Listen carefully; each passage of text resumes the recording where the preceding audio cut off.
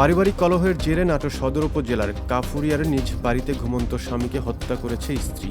এই ঘটনায় অভিযুক্ত স্ত্রী অতেজান বেগমকে আটক করেছে পুলিশ।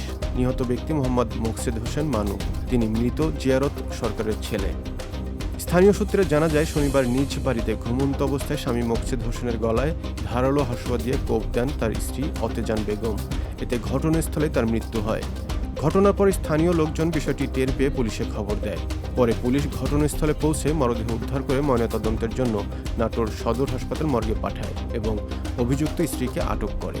এলাকাবাসীর দাবি, অতেজান বেগম দীর্ঘদিন ধরে মানসিক সমস্যায় ভুগছিলেন। তবে হত্যার পেছনে পারিবারিক কলহের বিষয়টিও সামনে এসেছে। নাটোর সদর থানার ভারপ্রাপ্ত কর্মকর্তা ওসি মনসুর আলী জানায়, ঘটনার তদন্ত চলছে। এ ঘটনায় আইনগত ব্যবস্থা প্রক্রিয়াধীন রয়েছে।